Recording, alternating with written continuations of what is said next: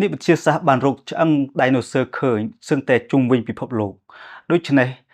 គឺជាឆ្អឹងដ៏ធំសម្បើមហើយបញ្ជាក់ថាសត្វ dinosaur មិនមែនជាសត្វទូចតាចនោះទេដូច្នេះតើអ្វីដែលគេបានរកឃើញនេះមាននិយាយនៅក្នុងព្រះគម្ពីរបានដែរឬទេតើព្រះគម្ពីរបាននិយាយដូចម្តេចដែរឬក៏អត់មានសោះ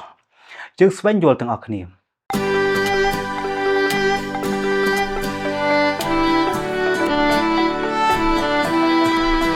ខ្ញុំបាទសូមជម្រាបសួរលោកអ្នកបងប្អូនខ្ញុំបាទធិតជិនជាគ្រូគង្វាលបម្រើព្រះអង្គនៅក្នុងប្រទេសកម្ពុជា Channel YouTube នេះនៅទីនេះដើម្បីជួយគ្រិស្តបរិស័ទខ្មែរស្វែងយល់អំពីព្រះគម្ពីរនិងអ្វីដែលគ្រិស្តបរិស័ទធ្វើនៅថ្ងៃនេះយើងនឹងមើលថាតើព្រះគម្ពីរបាននិយាយអំពី Dinosaur ដែលឬយ៉ាងណាអរលោកអ្នកបងប្អូននៅក្នុងព្រះគម្ពីរបើយើងអានមើលពីដើមរហូតដល់ចប់មិនឃើញពាក្យ Dinosaur នៅក្នុងព្រះគម្ពីរនោះទេពីព្រោះបើសិនជាយើងកត់សម្គាល់ឬក៏សិក្សាអំពីប្រវត្តិនៃព្រះគម្ពីរគឺមិនមែនត្រឹមកើតឡើងថ្មីនេះទេគឺរាប់ពាន់ឆ្នាំប៉ុន្តែអ្វីដែលយើងទាំងអស់គ្នាបានមើលឃើញអំពីពាក្យ Dinosaur នេះទើបតែបង្កើតឡើងអំឡុង100ឆ្នាំជាងនេះតែប៉ុណ្ណោះដូច្នេះហើយបានជាមិនមានពាក្យនៅក្នុង Dinosaur នៅក្នុងព្រះគម្ពីរនោះទេបើសិនជាយើងមើលអំពីអ្វីដែលគម្ពីរបានបកស្រាយអំពីសត្វធំសម្បើមគឺមានការបរិយាយនៅក្នុងព្រះគម្ពីរដែរគឺនៅក្នុងព្រះគម្ពីរយោបជំពូក40ខ15ដល់ខ18បានមានបន្ទូលថាមើលដំរីទឹកដែលអញបានបង្កើតមកដូចជាឯងដែរវាស៊ីស្មៅដូចគោហើយកម្លាំងវានៅត្រង់ចង្កេះហើយសេចក្តីប្រឹងប្រែងរបស់វានៅត្រង់សរសៃពោះវាបក់កន្ទុយដូចជាដើមតត្រាវហើយអស់ទាំងសរសៃលងរបស់វាពាត់ពាក់លើគ្នាឆ្អឹងវាដូចជាកំពង់លង្ហិនហើយឆ្អឹងជំនីដូចជាចម្រឹងដែកអរលោកអ្នកបងប្អូនបើសិនជាយើងមើលអំពីអ្វីដែលក្នុងព្រះគម្ពីរនេះបានមានបន្ទូលគឺនិយាយអំពីដំរីទឹកប៉ុន្តែការបកស្រាយឬក៏ពណ៌នាគឺមិនបានឆ្លុះបញ្ចាំងចំថាតើនេះពិតជាដំរីទឹកឬក៏យ៉ាងណានោះទេប៉ុន្តែយើងអាចកត់សម្គាល់អំពីអ្វីដែលអ្នកជំនាញព្រះគម្ពីរបាននិយាយអំពីកន្ទុយរបស់ដំរីទឹកនេះប៉ុន្តែកន្ទុយដំរីទឹកនេះគឺបានប្រៀបធៀបទៅនឹងដើមតត្រាវបើសិនជាយើងមើលពីកន្ទុយរបស់ដំរីវាមិនមានទំហំធំដូចជាអ្វីដែលនៅក្នុងព្រះគម្ពីរបរិយាយនេះទេគឺកន្ទុយដំរីគឺវាទូចហើយស្ដើងប៉ុន្តែបើយើងមើលអំពីកន្ទុយដែលបានពណ៌នានៅក្នុងព្រះគម្ពីរនេះគឺដូចជាដើមតត្រាវមិនមែនជាដើមរុក្ខជាតិដែលទូចតាចនោះទេវាមានផ្ចិត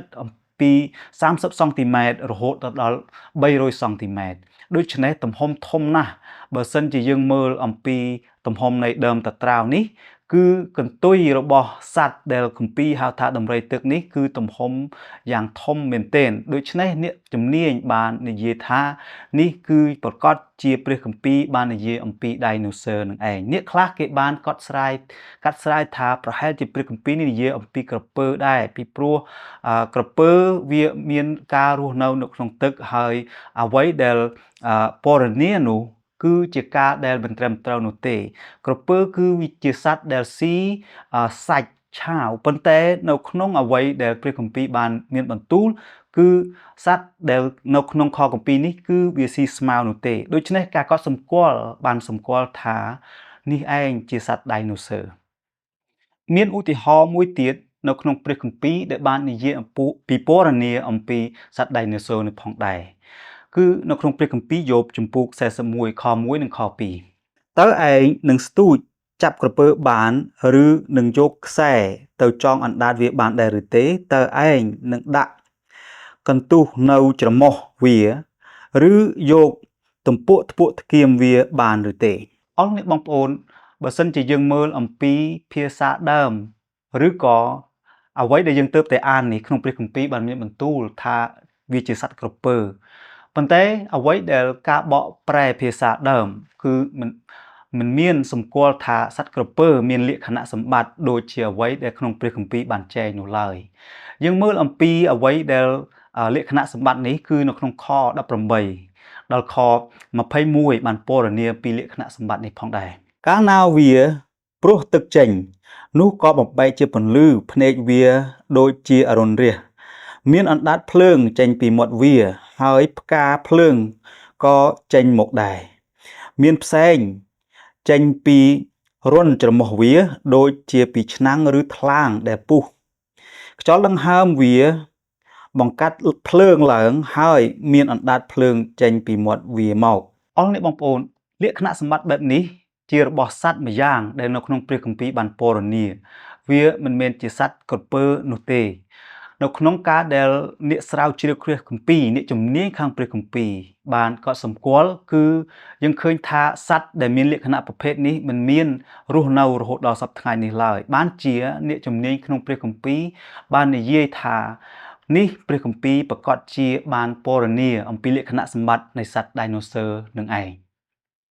វាគួរឲ្យអស្ចារ្យណាស់នៅពេលដែលយើងទាំងអស់គ្នាបានមើលឃើញអំពីអរិយធម៌តាំងពីបុរាណបានបន្សល់ទុកដល់យើងទាំងអស់គ្នាផងដែរអ្វីដែលគេបានកត់សម្គាល់នោះគឺឃើញថាគំនូរឬរូបចម្លាក់ដែលគេឆ្លាក់នៅតាមប្រាសាទឬក៏ទីកន្លែងបុរាណផ្សេងគឺគេបានមើលឃើញថាមានរូប Dinosaur នៅក្នុងនោះសឹងតែជុំវិញពិភពលោកសូម្បីតែនៅប្រាសាទតាព្រំរបស់ស្រុកខ្មែរយើងក៏មានរូប Dinosaur នេះផងដែរនេះជាការកត់សម្គាល់មួយថាមនុស្សកាលពីបុរាណគេក៏បានដឹងឮពីរឿង Dinosaur នេះហើយបានជាគេបានឆ្លាក់ឬក៏គូរទុកដើម្បីឲ្យយើងបានដឹងថាមានសត្វ Dinosaur នេះមែនទាក់ទងនឹង Dinosaur ប្រហែលជាលោកអ្នកបងប្អូនមិនបាច់សង្ស័យចំពោះព្រះនោះទេចំពោះអ្វីពេលខ្លះប្រហែលជាលោកអ្នកបងប្អូនអាចធ្លាក់ទឹកចិត្តដោយសារការបាត់បង់ឬក៏មិនឃើញជាស្ដែងដោយសារ Dinosaur មិនមានប៉ុន្តែលោកអ្នកបងប្អូនត្រូវស្កត់សម្គាល់ថាផ្ទុយពីការដែលសង្ស័យគឺយើងបានផ្ដល់តម្លៃទៅព្រះអង្គសរសើរដំណើរដល់ព្រះអង្គពីព្រោះទ្រង់ជាព្រះដែលបានបង្កើតរបស់របរឬក៏សូម្បីតែសត្វដ៏មហិមានោះផងដែរអ្វីដែលយើងបានឃើញនោះបានធ្វើឲ្យយើងស្ងើចសរសើរចោះទម្រាំអ្នកដែលធ្វើនោះតើគួរឲ្យស្ងើចសរសើរប៉ុណ្ណាទៅគឺជាព្រះនឹងឯងសូមសរសើរដំណើរដល់ព្រះអង្គនៅក្នុងយើងទាំងអស់គ្នាសង្ឃឹមជួបគ្នាម្ដងទៀតនៅពេលក្រោយបើសិនជាលោកបងប្អូនមានសំណួរសូមសួរមកយើងនៅលើខ្ទង់ comment ខាងក្រោមផងដែរសូមអរគុណនិងសូមជម្រាបលា